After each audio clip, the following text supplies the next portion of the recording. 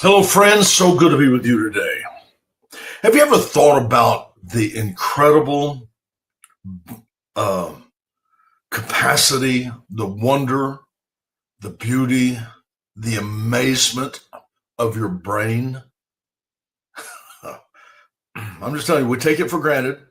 We almost just don't even give any thought to it. We go through our life and never really give any thought to the enormous capacity that your brain holds. And with all of its capacity, what's amazing is that it responds to your command.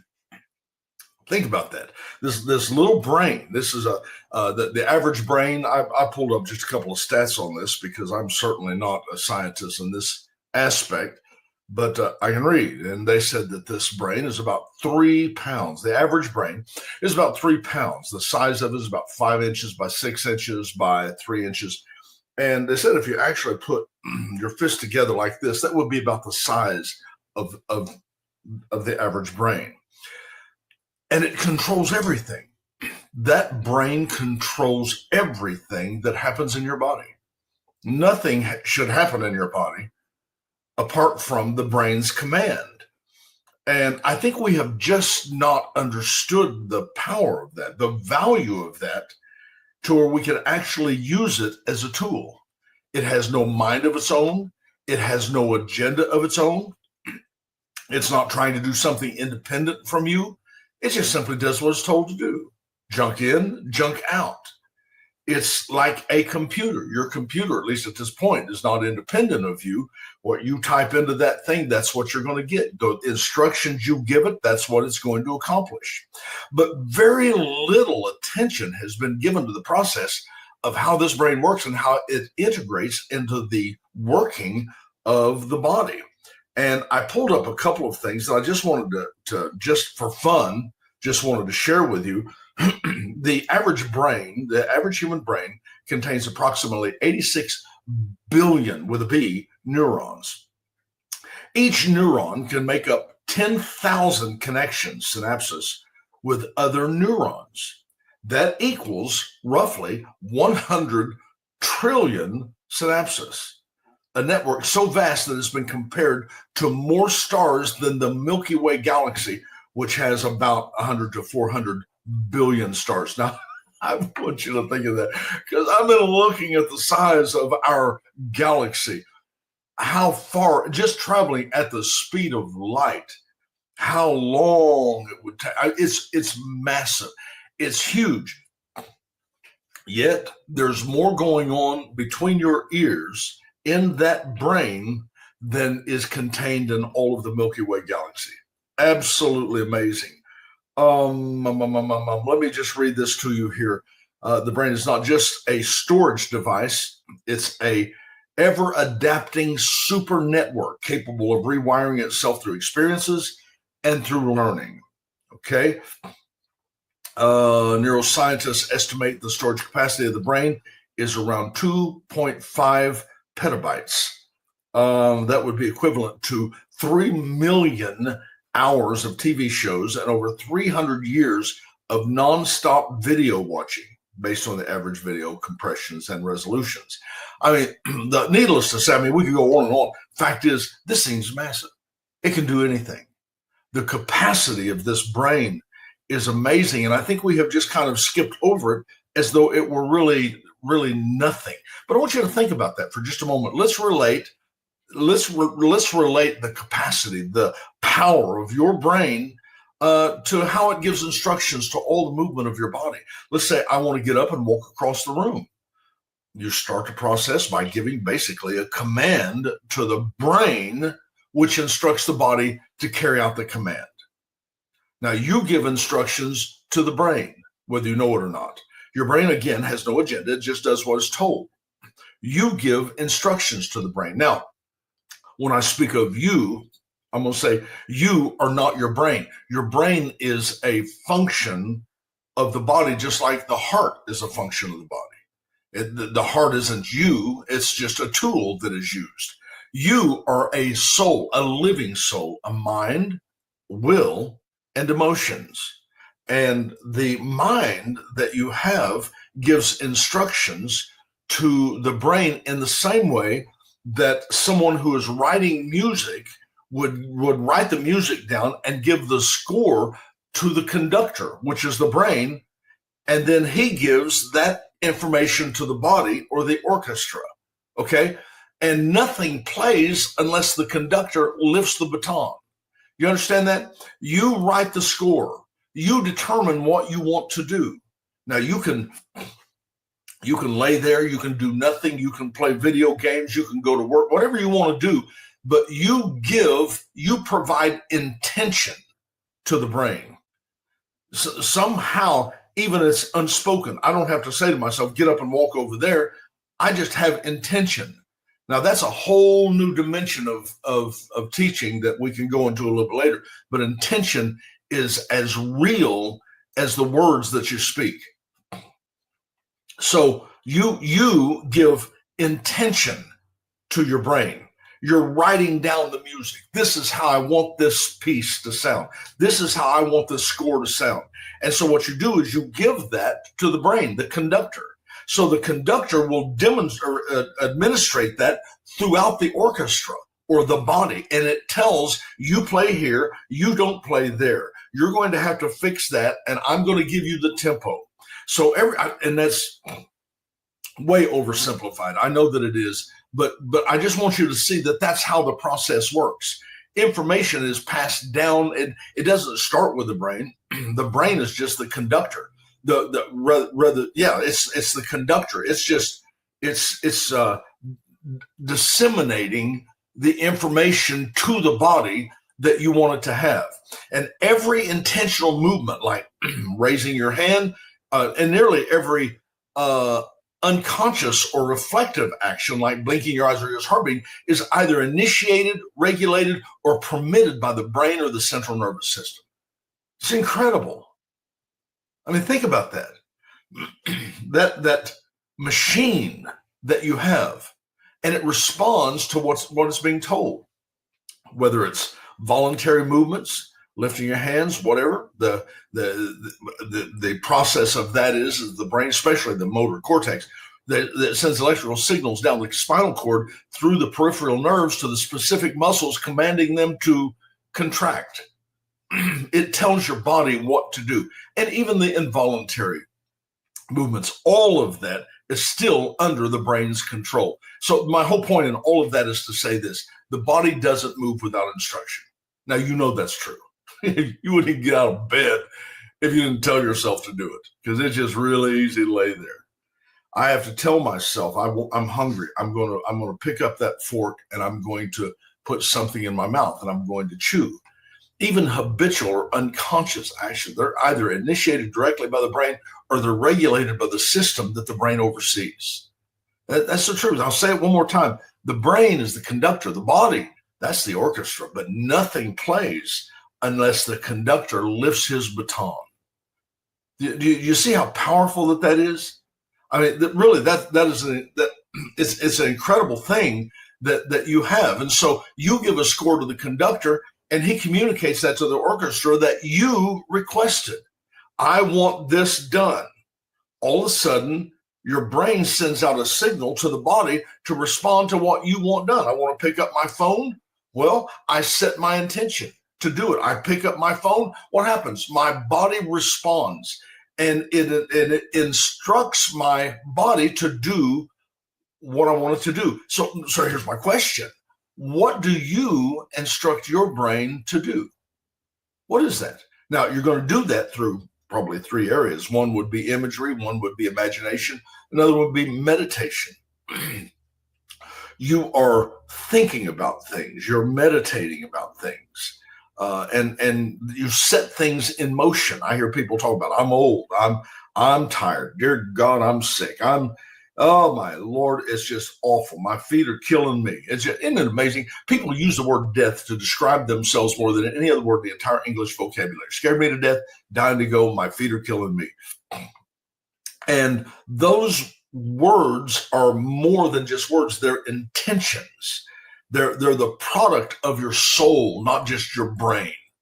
So why not talk to your brain, repair this body, strengthen this area, set that area in order. What is the sheet music that you're giving the conductor? It's such a great question. The brain is such a fascinating tool, but we've used it wrong. We've either not used it at all, or we've used it wrong. Now we understand I could expand myself through teaching, through instruction.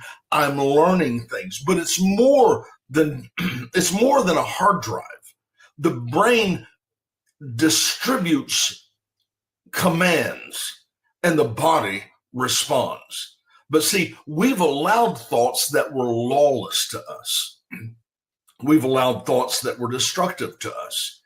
And so as a result, we'll not only allow thoughts that come, but we'll begin to say things. See, we don't understand many times, or maybe we understand, we just don't respect the power of the words that we say. Back a number of years ago, I was listening or reading a book by Paul Youngie Cho. He was a pastor in South Korea, I think, and it was the largest church in the world. It was the book called The Fourth Dimension.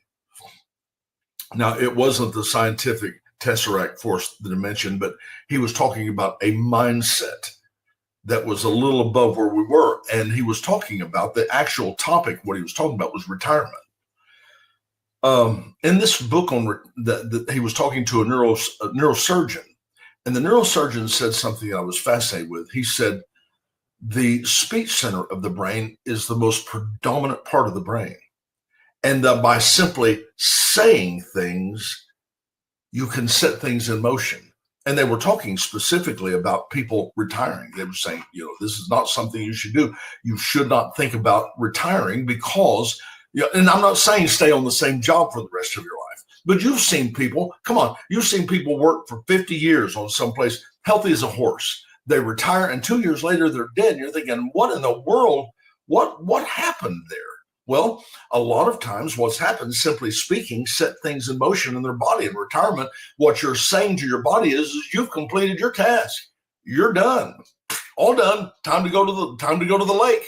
We're preparing for an early death. I'm done. So it sets a process of shutting the body down.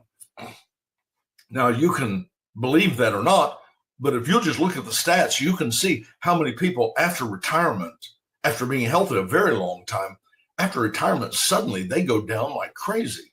And that's just not the way it's supposed to be. But you give instruction. You have a part in this. You have a part in how your body works.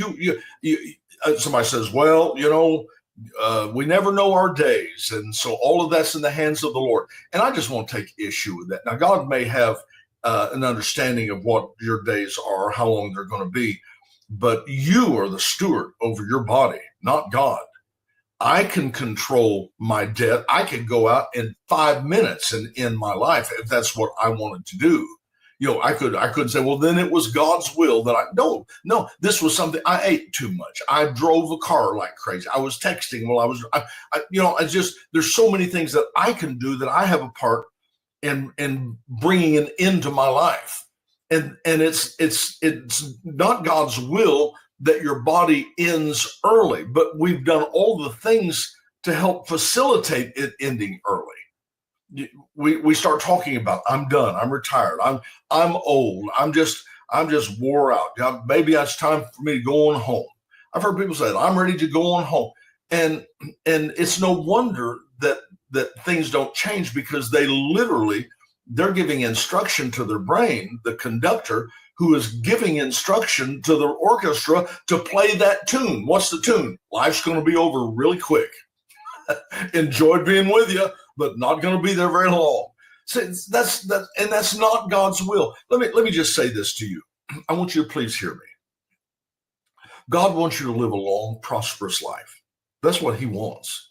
Now, you've got to take care of your body, just like you've got to change the oil in your car. You're going to have to take care of your body, but it's God's will that you live a long, prosperous life. There's a scripture said he will satisfy you with long life. Now, what does that mean? I'm going to satisfy you with a long life. If you go someplace, a banquet table, and it's loaded with the most delicious and wonderful food that you've ever had in your life, You sit at the table and you eat and you drink and you laugh, and then you have some more, and then they give you some more, and finally you're full. I mean, you're just done with it.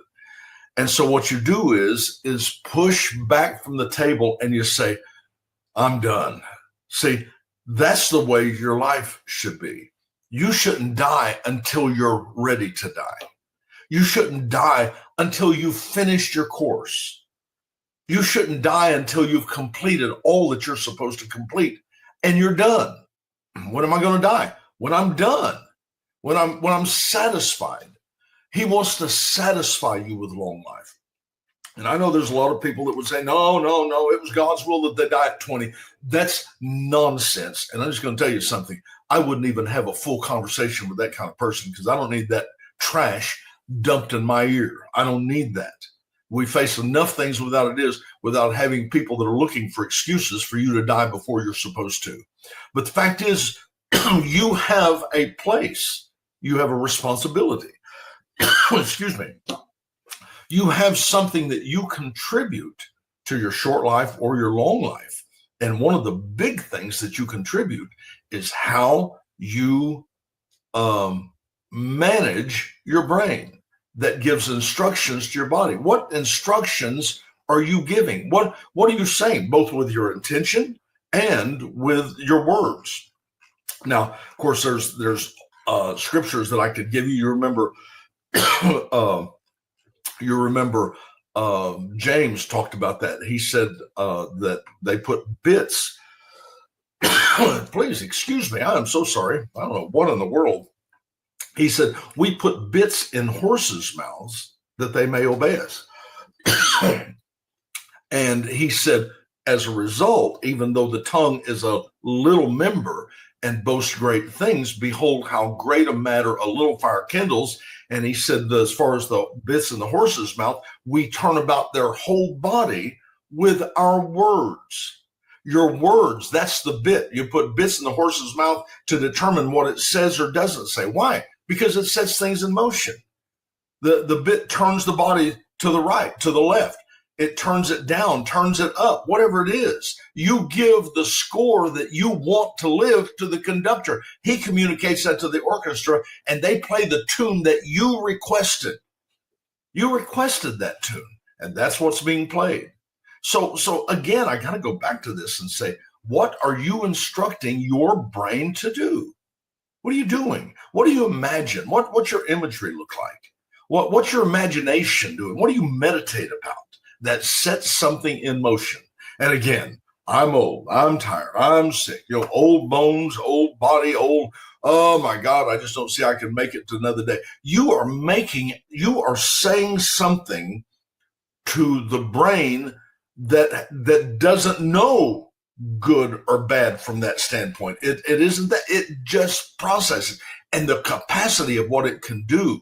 And so what you need to be doing is you need to begin to say this, you need to begin to say, look, I'm expecting you to repair, brain. I'm expecting you to set things in motion to repair, to heal, to bring order. See, because the instruction, okay, let me put it this way. Have you ever had a cut? Well, of course you have. You have a cut. All of a sudden, the things in your body, everything goes to work to bring healing to that area. There's been times when I would cut something open, I would put a little something on it, close it up, and put a bandage on it. And a few days later, I take it off, and it was just maybe a line that was across there. And now to the point that I have to look at it and say, where was that? Well, what happened? Your brain gave instruction to your body to heal that area. Now, you know that's the way it is. The brain just simply does what it's told to do. Now, instinctively, that's something that is built in, but your brain still has to tell your body to do it. Everything. Your body does not operate independent of your brain. It just doesn't. That your amazing brain is at work doing things that you don't even understand. I'm talking about this as best I can, but I purely am in the scratch and sniff stage. this thing is so much deeper than my ability hardly to even describe it. But I do know how it functions, or at least I know a little bit of how it functions. And I'm telling you, we have not used the brain as a tool to bring healing to our body, restoration, wholeness. You know, I heard someone say something one time, never forgot it. They said, how old would you be if you didn't know how old you were? That's a good question. Let's say you're 60 and you didn't know it. You close your eyes, you go and say, how old? You don't know how old you are. How old are you? How old would you be if you didn't know how old you were? Is it possible that if I set my mind at a certain age, that my body will begin to respond to the instruction from my brain to start to repair my body to take me to that age? Now, it's just a question. If it will heal a cut in my hand, why would it not restore something else that is broken down? My skin, why would it not bring elasticity to my skin? Why would it not? Well, one thing, I guarantee you one thing is because you just accept the fact that I'm old, you expect that. You're actually, even in your expectation, you are giving instructions to that conductor who is dispersing the song you want to hear. And so you have to change the music that your body's playing. You have to do that. Now, one thing you could do is start by giving good thoughts. Now, can I give you a scripture on that? The Bible says, whatsoever things are good, whatsoever things are lovely, whatsoever things are of good report. He said, think on these things, and the God of peace will be with you. Now, worry and stress, where does that go? Well, that goes from your mind, and then your body will feel the stress because your mind instructs your brain that gives it out to your body. The stress doesn't start in your brain. It starts in your mind. The stress is what you worry about. That's not a product of your brain. That's a product of your mind. What do you worry? Well, I'm just sitting worrying all the time. Okay, what are you doing when you worry? That's you're meditating about that. You're seeing that image in your mind. You're seeing you in that car wreck. You're seeing you in that casket. You're seeing you in that horrible situation. You're imagining it. Well, what does that imagination do? That imagination creates a song list for your conductor to give to the orchestra. And it begins to produce things in you that's stress-filled, anxiety-filled. And I promise you, one of the biggest things that have killed people, if you got right down to the root cause of it, it's stress. We live in a society that is so blooming stressed out, it's ridiculous. When all the time we have control, we have a part in what's going on. So I want to talk to you about that, what your aging process looks like. You have to manage it. You have to steer it. Is your sheet music one of despair and anxiety? Because everything's going to respond to the instruction to your life, to your body, to your circumstances. Junk in, junk out. So this is important, guys. I will be the very first to tell you there's so many things about the brain I don't understand, and I'm not purporting myself to be an expert in that area, but I can clearly see the cause and effect. My brain is giving instruction to my body. My body begins to go to work, healing, restoring, protecting, renewing. Your body has the ability to renew itself. Why not give the command to do that? Why not give the command? And I know there's always going to be people that's going to say, well, that's just weird. Well, go on and die. Geez.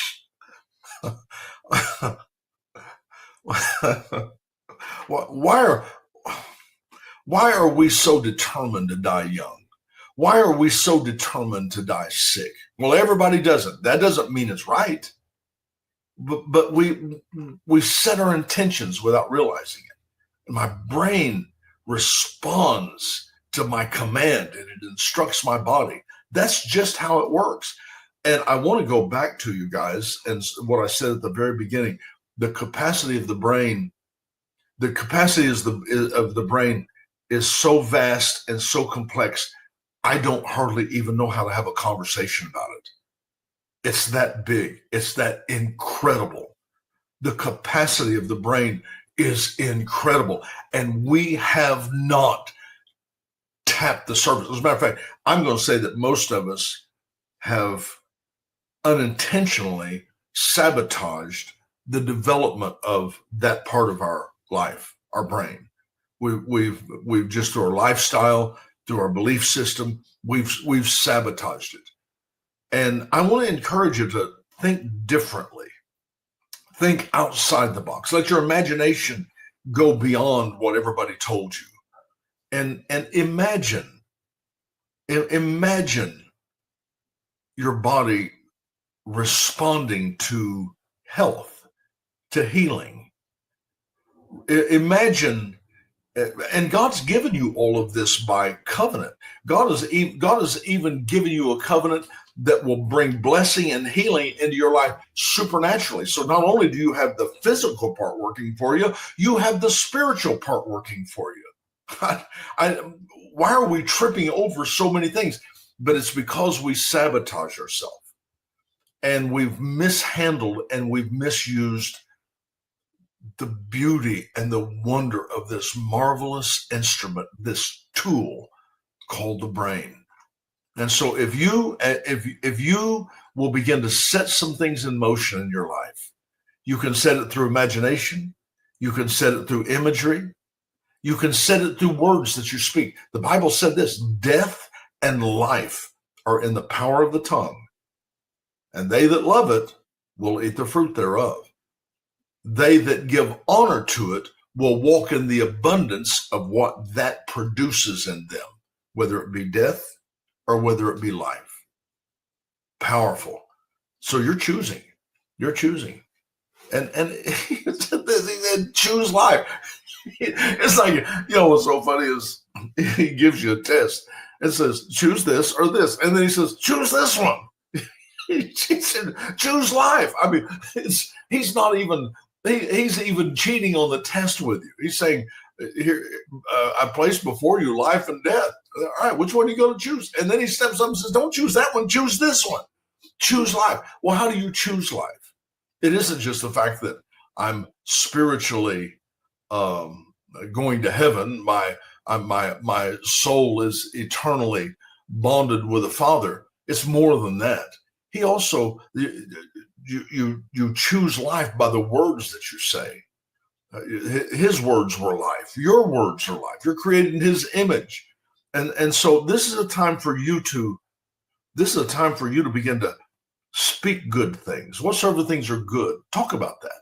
Whatsoever things are lovely, see that, talk about that. Set your intention on that. And I promise you, that will be the thing, that will be the communication that your brain will filter throughout your whole being, and the fruit of it will be peace. He said, if you will do this, the peace of God will keep your hearts and your minds. So it affects you. It's such a great tool with such great capacity. So this is important. I just want you to take time today, meditate on this, think about it, and consider setting some things in motion by what you imagine, by what you see, and by what you say. And make declarations to your brain as though your brain was standing there as a servant saying, what would you like to have for dinner? So what I'm going to do is I'm going to order off the menu. I would like to have this, this, and this. He turns and he goes and begins to prepare that. And that's how this works, guys. Much more than we realize. It really does. Or are there other factors involved? Well, of course there are. But this is a big factor. Your wonderful brain is an incredible gift from God. All right. That's what I've got for you. I want you to choose some life. I want you to choose. Let's go out and pursue it. How do you see yourself? Do you see yourself old? Do you see yourself young? Do you see yourself sick, broken, alone? Or do you see yourself with life, joy, peace, happiness, a body that is responding, not broken down, but one that is fully capable? How do you see that? You can set that in motion. I really believe God will give you that in such a way that it'll blow your mind. All right. I could go on and on about that, but I won't. I love you guys. Life and health is yours. Go for it. I'll talk to you next time. I want you guys to have a wonderful, wonderful day. All right. I'll talk to you then.